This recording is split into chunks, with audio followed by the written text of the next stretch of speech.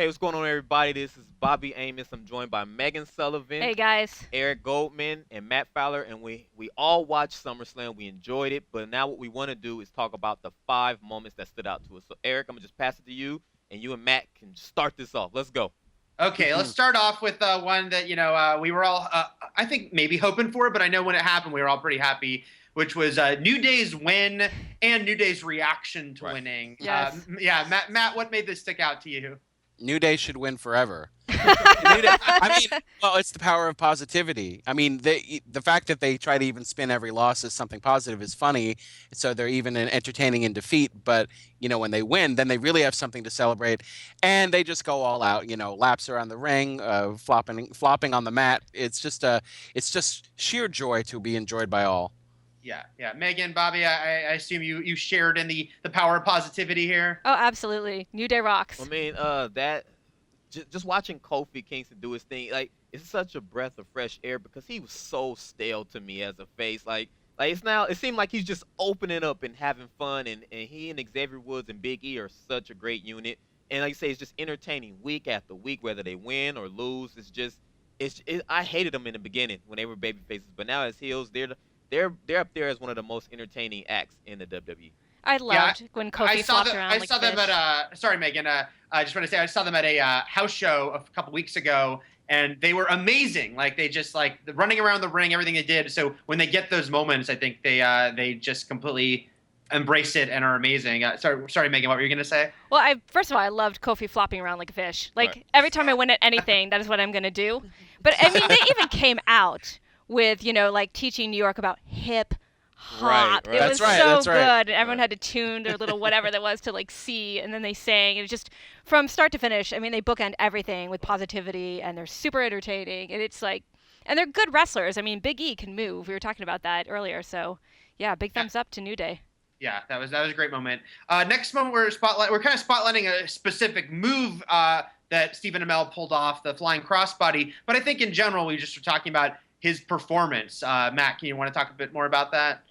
Yeah, I mean, Amel, it's always a sort of shaky ground when an actor comes in, not even just to do a full match, but to do an in-ring segment.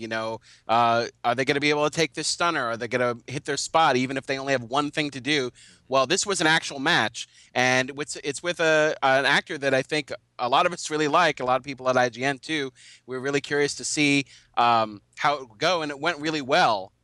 For him, and it was placed fine. It wasn't like a heated feud. It was something that's been going on for a while, though, between him and Stardust for a few months at least. So to see it actually culminate in a match, maybe this opens up the door for more actors wanting to do matches in the future, which could be fun. But yeah, he really did well. Yeah, Megan, what did you think of that? The flying crossbody. That was amazing. I mean, hats off to Arrow because that was, he's only been training for like a month. So that's Yeah. pretty amazing that he was able to hit that spot. Also, he got an Insaguri in there, which was pretty cool. And he took some sick bumps. And I just was really impressed because I thought, oh man, this is going to be a hot mess because he doesn't know what he's doing. But as soon as he leapfrogged into the ring, I was like, I think I'm okay with this. Yeah. Bobby, were you impressed by Mr. Amell? Yeah, I'm a big Arrow fan, and like I said, when he does the salmon ladder on the show, like the guy makes all men look just just look lower, like they're on lower level than him. So yeah, he came in, he looked prepared, confident, and he just did it, and he was in good hands. I mean, with I guess don't call him Cody Rhodes, but Stardust and Wade Barrett and Neville, they all were there to help him, and he did what he needed to do. And I think that was like one of the best celebrity in-ring performances I've seen. Yeah. Yeah, same here. But there is no Cody, Bobby. Don't forget. Cody hasn't been seen in months. Yeah, That's right. Next up, we got to talk about this, which is obviously a moment that is getting them a lot of media attention, which is the Jon Stewart heel turn. Yes. Jon Stewart hitting John Cena with the chair and helping Rollins win. Pretty. I mean, no matter what, you have to think that's just hysterical that they went for it in that way. Matt, you and I were sharing our exuberance on Twitter, but what did you think of this? I loved it so hard. I thought it was so great, and even more so because they actually, and I'll just say they did it intentionally to give them the benefit of the doubt, even though this is a rare thing. They actually created a bit of context for it. Now, down the line, are we going to actually find out that he and Rollins have been in cahoots since the very beginning of their feud? Or is it just that Jon Stewart doesn't like to see records broken. He was upset about the streak. He doesn't like it when the wrong guy wins. He doesn't like to see let down fans. There was a whole backstage segment he had with Paul Heyman where he talked about that. And if Cena had won with that crowd and become a 16-time world champion, there would have been just chaos and booze everywhere. And maybe some of the shocked Undertaker face like that, the fan who was shocked when the Undertaker lost. Jon Stewart would not stand by and let that happen again. So he took matters into his own hands. Now, when he ran in the ring, he was a little weird because he was like, should I hit Rollins or should I hit Cena? When he really should have just teased Rollins the whole time. But, the end effect is that Seth Rollins is now the U.S. and the world champion, and I'm okay with that. Yeah, there's been a little bit of polarizing reaction. I understand this because, it not only did it not give Rollins a clean win, although he's a heel and that's often the case, but because it was a celebrity component in such a big match, affecting things. Now, I was all for it just because I thought it was so amazingly goofy and insane that this actually happened. And I think it also helps, by the way, just knowing Stewart's a big wrestling fan. There's something about it with Amell and Stewart, the fact that these guys actually care about being there. But what did you guys think? Megan, Bobby, did it bother you at all because it was Jon Stewart of all people, or was it just a fun moment for you? I'll go first. Well, big Seth Rollins fan. Didn't want to see John Cena win for the 16th time to tie Ric Flair. Yeah, like you said, Matt, when he came in the ring, it was a little awkward because he kind of teased Rollins and then teased Cena, then teased Rollins Right. again. I was like, dude, just come in, do the whole tease Rollins. The crowd was going to get into it, and then turn and hit Cena. So that was a little awkward to me. Like, the match, to me, was an A-, including that. Like, but at the end of the day, everybody cheered their butts off when Rollins got the pin and won the titles. I'm just a little nervous about this feud moving forward because now I think Rollins is going to get buried, but I was happy last night. That's all I can say. I was just happy about last night. You could tell that Brooklyn fans were not going to have it. When John Cena slapped on the figure 4, I mean, my entire the entire house I was in started screaming and hollering and Right. rage. Like, no, you're not going to break that record With with that Ric move. Flair's Right. move. And then, luckily, Rollins reversed it. And then I was like, yeah, I still don't know if John Cena's going to win or not. I mean, never bet against Cena is a hard and fast rule. And then when Jon Stewart came and hit him in the breadbasket with a chair, I was like, yay! Now I'm happy. Now the night is finished for me. I can go home happy. So I liked it. And I think it makes me happy because people who are snobby about wrestling but love Jon Stewart, this gives them a lot of conflict. You know, it's like, what?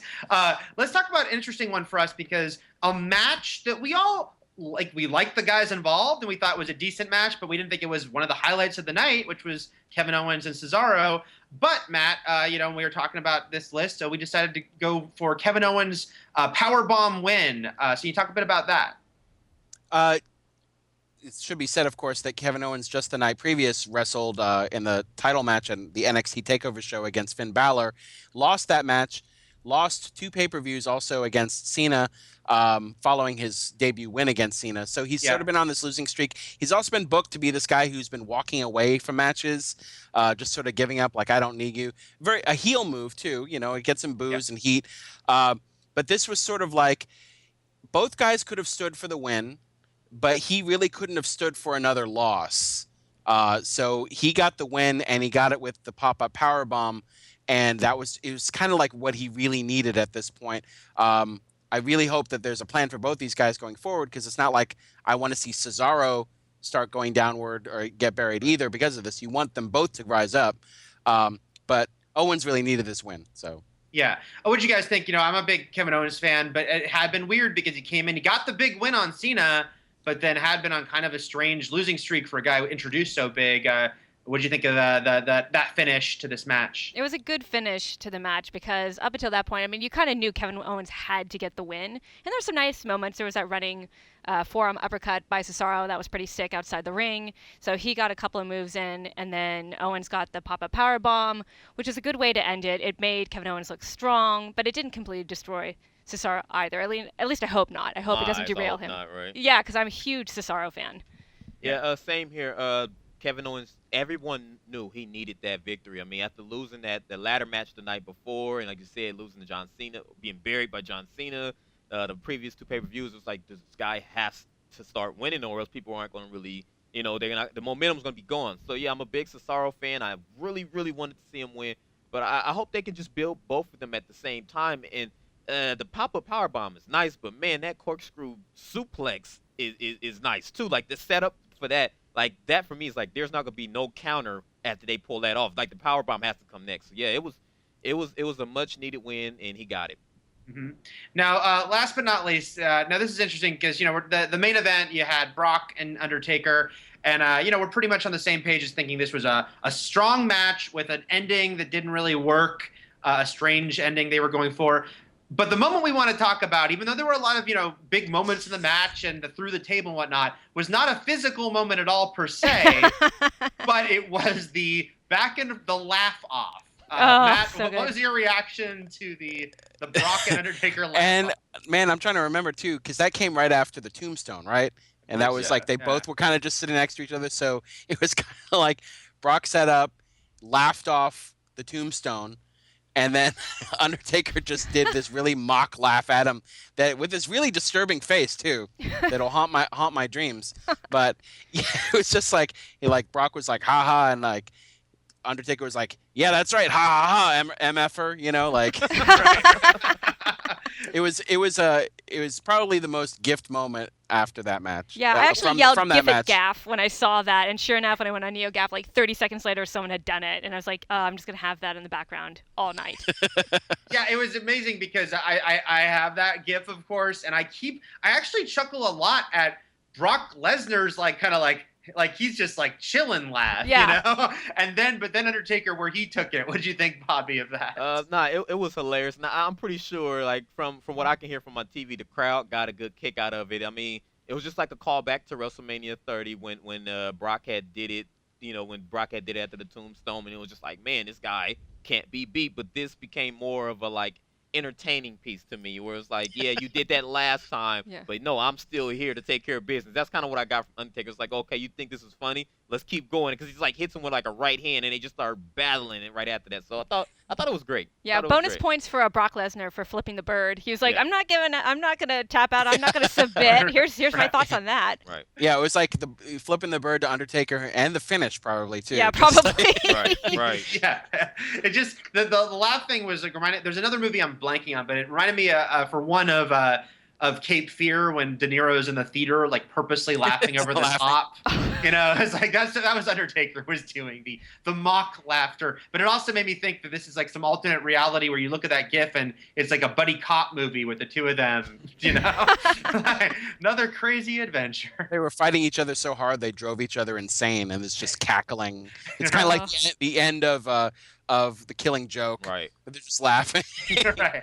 I want to believe that they are somewhere right now. The two of them are laughing. Well, guys, thank you very much. Those are our spotlight moments from SummerSlam. I'm sure you guys have plenty too. Let us know in the comments what your favorite moments were. And for plenty more on WWE and all things wrestling, keep it here at IGN.